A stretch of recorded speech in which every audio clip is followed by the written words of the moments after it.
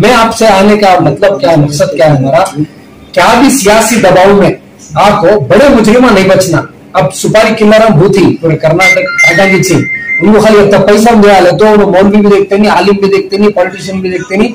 उनका काम क्या करते, सुबह करके चलेगा मार को चले जाना। लेकिन उनके पीछे जो टूल्स काम कर रही ना, हमें आपसे क्या डिमांड करेंगे, तो ऐसे टूल्स चाहे उन्हें कितने बड़े ओहदे में भी रहते, चाहे कितनी बड़ी सियासत की कुर्सी में भी रहते, उस मुल्जिम को आपको पैसे किरदार तक पहुंचाना हमारी ये डिमांड लेकर पूरा कर्नाटक का इतना मैसूर का वफ्द, बेंगलुरु के उलमा और पूरे मैसूर के बड़े बड़े तंजीमों की जिम्मेदार आपके पास आकर ही सब।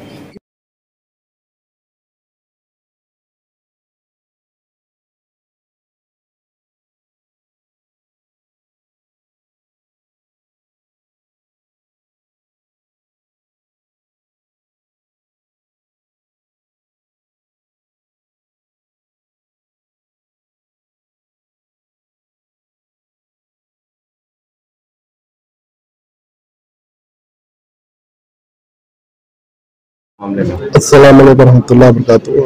लेकिन जो मैसूर के जो उलमा आए हैं, जो हादसा हुआ उसके बारे में फिक्र लेको जो माइनॉरिटी चेयरमैन को मिलने के लिए आए हैं, इंशाअल्लाह माइनॉरिटी चेयरमैन में इसका उम्मीद हमें बहुत है, उन्हें कुछ काम करके हमारा इंसाफ दिला देने को, इसके लिए आके मिले बात करें। उन्हें भी स्टेशन को, लोकल स्टेशन को भी फोन करे और कमिश्नर को भी, और मैसूर के कमिश्नर को, उनको भी बात करते हैं, उनको भी क्या रिपोर्ट लेना हो तो हमें उम्मीद है वो कुछ लेके बाद और एक बार फिर भी आपको मिलने की कोशिश करते हैं। तो ऐसा मामला पेश आता है मुस्लिम समाज में, कितनी तशवीश की बात है, एक आलिम दीन को जो है निशाना बनाया जाता है। तो सबसे बड़ी बात तो आलिम के ऊपर जो हुआ है बहुत हमारे सिर्फ मैसूर के हद तक नहीं, पूरी हिंदुस्तान के अंदर कोई एक आलिम को कुछ होता है तो बहुत तकलीफ होती है। इस आलिम को एक हो रहा है तो उसके लिए पूरे उलमा कराम मिलको ये फिक्र लिए।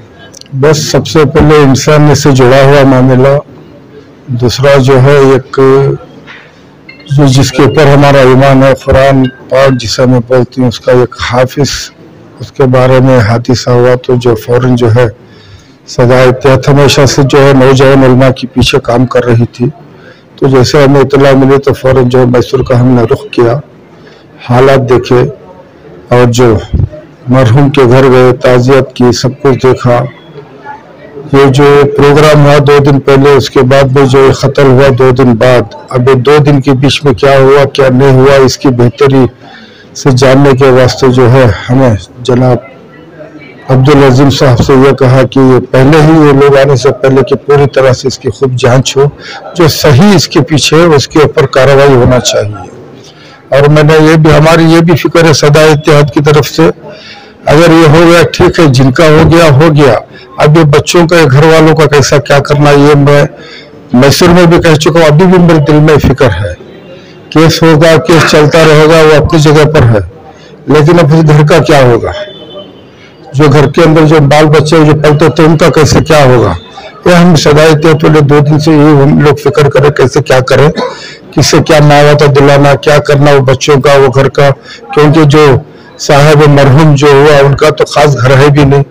जब हम घर गए तो उनका घर भी किराए का घर है, और एक बच्चा जो है अभी भी वो उस काबिल नहीं कि अपने पैर पर खड़ा रहे। ये सारी फिक्र हम सदा इतिहास से सोच रहे हैं, देखेंगे अब सब तमाम लोगों से बैठ करके बात करके एक नतीजा निकालेंगे। हाँ, जो वर्जिन, जो सही माने में जो इसका जो मुजरिम है, वहाँ के लोकल जो भी है, उनको जो सजा मिलना वो हक है, वो सजा मिलनी चाहिए। और खामखा अगर किसी का नाम बीच में लिया गया है तो उसे दूर करके आपस में दुश्मनी बढ़ाने से बेहतर है कि हमें बैठ के सुलह कर लें। बस ये हमारी कोशिश है। और क्या ये बात जो है उलमाए कराम, जो बड़े उलमाए कराम है या जमीयत उलमा है, वहाँ तक पहुँचाई गई है आपकी इस तशवीश को, आपकी इस फिक्र को? जी, असल मकसद हमारे यहाँ उलमा का आने का मकसद क्या है कि ये वाक़या जो है एक आलिम के साथ पेश आया, और ये इससे पहले भी मैसूर में एक हादसा पेश आया 2001 में। तो वो जिस तरीके से रूपश हो गया, वो क्या वाक़या हुआ, वो पर्दा पड़ गया। इस वाक़े को भी ऐसा पर्दा ना डाला जाए, जो इसके ऊपर जुल्म करने वाले हैं खातिलीन को उनकी सजा दी जाए, और जो मजलूमीन हैं उनको उनका हक दिया जाए। इसी फिक्र को लेकर आए हैं उलमा कि उलमा लावारिस नहीं है, इनको कोई भी आके उनके साथ कोई भी कुछ मामला कर दे और उनके पीछे कोई खड़ा नहीं है, ऐसा ये नहीं है। हम लोग जो है उलमा इसी पैगाम को लेकर आए हैं कि उलमा के साथ ऐसा मामला ना हो। उलमा कौम के कायदीन हैं, उनका काम ही है कि बुराई को बुरा बोले और अच्छाई की तरफ बुलाना उनका काम है।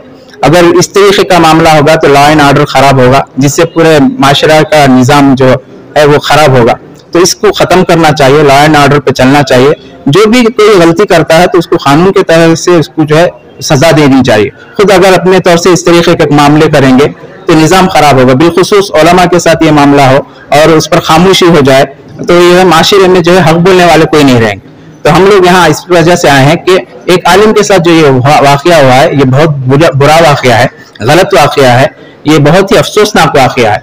इस पर हम लोग नकीर करते हैं। हम चाहते हैं कि उलमा इकराम हक बात कहने के लिए ही है, हक बात उनको कहना चाहिए और उसके लिए हम अगर कोई बात पेश आती है तो हम तमाम उलमा उसकी मजम्मत करेंगे और उनका साथ खड़े रहेंगे। जी, अजीम साहब से मुलाकात हुई। हमारा मैसूर से आने का मकसद ये है, जो असल मुजरिमा है, जो असल खातिला है, जो मास्टरमाइंड है, अब तक उनको अरेस्ट कर नहीं। हमारी डिमांड भी ये थी और हमारा मुताला भी ये है, मुतालबा कि जो असल मुजरिम है। कितने लोग इस मामले में गिरफ्तार हुए हैं? क्या अब तक तकरीबन 6 अफराद गिरफ्तार हैं, यानी पूरे बच्चे गिरफ्तार हो गए। बाप अभी आजाद घूम लेकर है, ये बाप को गिरफ्तार करना जरूरी है। जो मकतूल थे वो क्या थे? क्या उनका? हमारे मेरे बड़े भाई थे। हाँ। पूरा नाम क्या था? मोहम्मद अकमल, हाफिज मोहम्मद अकमल। वो आलिम दीन थे? जी, हाफिज कुरान थे। हाफिज कुरान थे। कहाँ पर वो इमामत करते थे? वो मदनी मस्जिद में खिताबत करते थे, उसके बाद सुल्तान शहीद में उन्होंने इमामत भी करते थे। सफा बैतुल माल के सेक्रेटरी भी थे। तो क्या उनके वीडियो की वजह से उनको निशाना बनाया गया? हक बात जो बोलते थे वो हक बात इनको कड़वी लगती थी, इनको हजम नहीं होती थी। जो भी उन्होंने बोलते थे शरीयत के खिलाफ कौन भी आवाज उठाएगा तो उन्होंने बशीर कर को नहीं, कौन आवाज उठाता है कि शरीयत के खिलाफ कौन जाता है कि उसके उन्होंने अगेंस्ट बोलते थे कि शरीयत में ऐसा नहीं है, आप गलत बोल रही बोलकर उन्होंने बोलते थे। अब उतना बोलने की वजह से इन लोगों को उनकी बात हजम नहीं हुई। खबरों पर कुछ वजह नहीं है। ये जो हमारे भाई थे हाफिज अकमल, इन्होंने हक बोलने रत्ती भी हिचकिचाते नहीं थे। आप बहुत सारे उनके क्लिप भी देखे होंगे। मैं जो है हक की आवाज, चाहे मेरी गर्दन होना तो मैं कटा सकता हूँ, लेकिन मैं हक की आवाज को दबाने में झुका सकता नहीं। ये क्लिप है उनकी, तो ये बोलना चाहिए उनका सबसे बड़ा जो है गुनाह होगा। तो अब भी जो हाल ही में जो KMDC के चेयरमैन अल्ताफ साहब को ही इन्होंने आने की वजह से मैसूर में बहुत सारा शोर शराबा, बैनर्स, ये वो बहुत सारा लगाए, तो इन्होंने जो उसके खिलाफ आवाज उठाए। उन्होंने इतना पैसा बेफजूल भी खर्च कर रही और कारपोरेशन कमिश्नर को उन्होंने बोल को ही क्या बोले तो ऐसा दूसरे को कानून हमना कानून क्या, इनको ऐसा तुम्हें बैनर गवर्नमेंट प्रॉपर्टी पर सभी लोग लगा को ऐसा सब कर को ही ना, एक ही नहीं निकाल रही सर, कारपोरेशन को भी कमिश्नर को दबाव डाल को ही, तो इनको वो सिलिक जागो क्या होगा तो ऐसा हमारे खिलाफ ये कर रही ना और को बोला को कही जा रही है। पॉलिटिकल रीजन भी है कि वो भी कारपोरेटर। जी जी जी जी, उन्होंने तंजीम में थे, SDP में थे उन्होंने, तो मई सुन्यास हो क्या कहते हैं इनको डिक्लेयर करे थे इस मरतबा जो है नंबर 30/3 वार्ड से होशिया नगर से इनको हाफिज अकमल मौलाना को टिकट देना और तंजीम वाले डिक्लेयर करे थे। तो इन्होंने जो है वो वार्ड के अंदर कुछ काम कर को नहीं, वहां की आवाम जो है इनसे बहुत बेजारों को है और बहुत जुल्म सितम। इससे पहले भी हमें एक FIR करे थे, बहुत सारा इन्होंने रिक्वेस्ट कर को हमने जो है माफी तलाफी कर को वापस भी लेने कराए, तब भी हमें उनको माफ कर को जो है वो FIR वापस भी लिए थे। तो ऐसा जुल्म से जो उनकी वार्ड में आवाम पूरी बेजारों को है, इनको खौफ आ गया। एक हकपरस्त आदमी हमारे सामने आको खड़ा तो जो भी हमारे माफिया, जो भी धंधे गैर गलत चल रही है हमारे वार्ड के अंदर, ये सब पब्लिक के सामने लेलक आती। इससे बेहतर है हमें इनको क्या करना है, इनको क्या करें, इनको रास्ते से हटा डालेंगे और बोल को पूरे प्लानिंग कर इनको रास्ते से हटा दें, बैठ को मशवरा कर को जुम्मा के दिन से इनका पूरा फॉलो कर ले फिर को मस्जिद को जब हाफिज साहब गए, मस्जिद में नमाज अदा करे, मस्जिद खैफ में 8:15 बजे ईशा की जमात थी, नमाज पढ़ को जैसे ही उन्होंने मस्जिद से बाहर निकले, जालिमान जो है वो तक ख्याल करे नहीं, काफी आलिम दीन नमाज पढ़ को आदमी मस्जिद से निकल रहा है, पूरा मुहासरा मस्जिद के पास बाहर खड़े होकर को वहां से चंद फासिले को जो है तकरीबन 300 या 500 मीटर जैसे ही इन्होंने फौरन इनके जो है पिछवाड़ से तलवार से हमला करे गर्दन के ऊपर, जिसकी वजह से वो नीचे गिरे। गिरते के साथ जालिमा जो है बड़ी बेदर्दी से, बड़ी बेरहमी से पूरे सर के ऊपर, जैसे औंधी मुंडी गिरे, सिजदे की हालत में थे, तो सर के ऊपर इनको 5-6 वार करे, बड़े खतरनाक वार, जिसकी वजह से इनका भेजा भी निकल कर बाहर आ गया। ये हाथ जो है इनकी शहीद हो गए। ये इनका पूरा मास्टर प्लान करको है ना। इनको हाफिज साहब के जो है 2 बेटियां 1 बेटा, अभी हाल में 2 साल हुआ इनकी बेटी को, उसे भी 1 बेटा था, वो भी बेटी इंतकाल हो को जो है अभी हाल में इनको 1 बेटा है और 1 बेटी है और 1 बेवा इनकी बीवी है जी। तो अब क्या चाह रहे हैं आप सब लोग? हमें इंसाफ चाह रहे हैं साहब, हमें जो है इंसाफ चाह रहे हैं। ये जो खातिला हैं और जो मास्टरमाइंड हैं, असल ऐसे जो है गुंडे मवालिया को जो है ये कांग्रेस पार्टी से जो है इनको सीटा दे को गुंडे मवालिया को क्या अच्छे आदमी नहीं क्या, मुसलमानों में अच्छे आदमी नहीं क्या, ऐसे आदमियों को जो है सीटा दे को। अब भी इनका ये हाल रहा तो बैठते के मन बिस्मिल्लाह खानी करे से का एक आलिम दीन का, एक हाफिज साहब का मर्डर का, तब इसके बाद क्या क्या होने वाला है तुम्हें खुद सोचो, तुम्हें खुद गौर करो। हमारा मुताला ये है कि वो जो हमारी बेवा भावज है, हमारा जो यतीम बच्चा हमारा अंजर शाह है, इनको सब जो है इंसाफ मिलना, हमारा सब इंसाफ मिलना। क्या पढ़ रहे हैं आप? 10th standard. यही बस का इंसाफ। इसी माह मार्च 8 को मैसूर शहर में एक आलिम यानी हाफिज कुरान जिनका नाम हाफिज मोहम्मद अकमल का कत्ल हुआ और बहुत ही, इसको हम ये बोल सकते हैं कि it is a brutal murder, वैशानियत। और जो है रात के 8:15 बजे उदयगिरी मेन रोड पर जब वो जा रहे थे, उनका कत्ल जो है 6 लोगों ने मिलकर किया। उनके ऊपर जो है तलवारों से हमला किया गया, उनका सर फूटा। ये न्यूज जो है हमें अखबार में पढ़े और पढ़ने के बाद में चेयरमैन माइनॉरिटीज कमीशन की हैसियत से मैंने वहां के पुलिस कमिश्नर को फोन पर राब्ता किया और वहां के इंस्पेक्टर से भी बातचीत की और इसका इन्वेस्टिगेशन चल रहा है। आज मेरे सामने मौलवियों का ये बहुत ही बड़ा वफद हाजिर हुआ, उसमें उनके 5 भाई थे और पूरे वहां के मैसूर शहर के अलग अलग इदारों के उलमाए किराम भी मेरे पास आए और उनका लड़का भी आया जिनका कत्ल हुआ था। इनकी शिकायत ये थी कि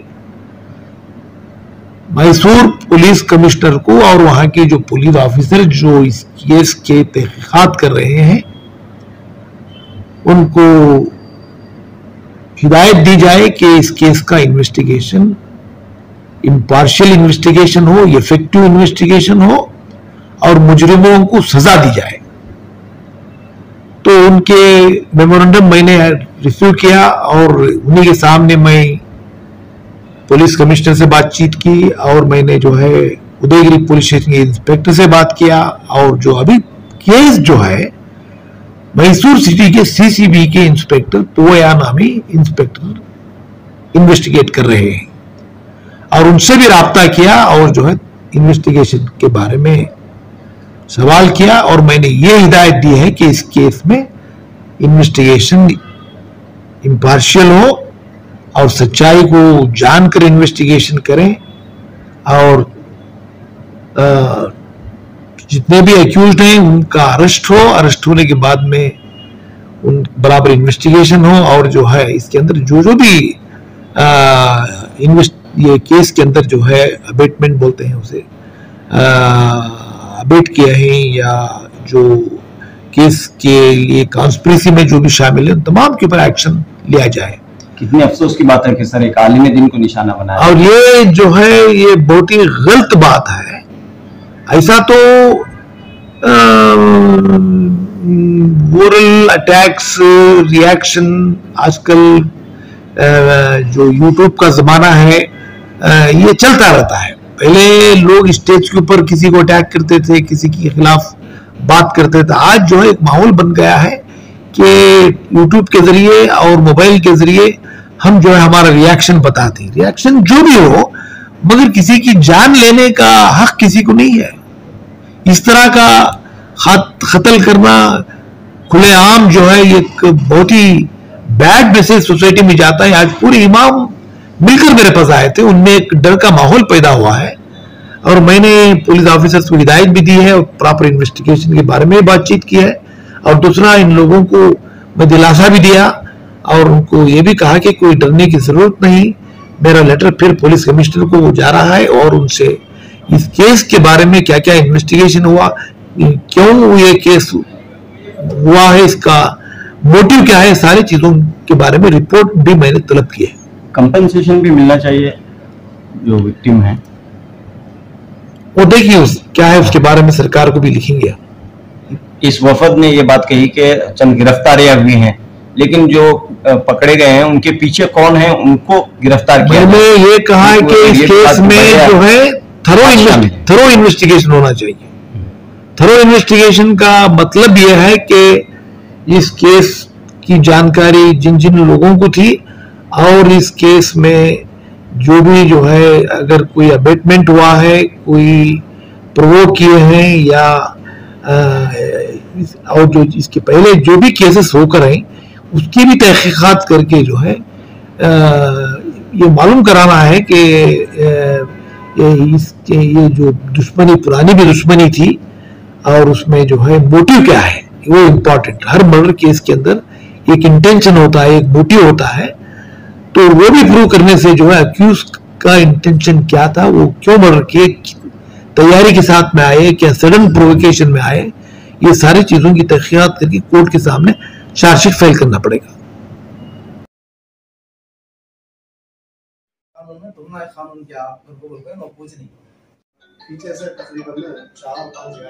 अटैक करे, कौन सी जगह अटैक करे, कैसे अटैक करे, कहां पर मार पड़ा था, ये कारण बता रहे हैं जी।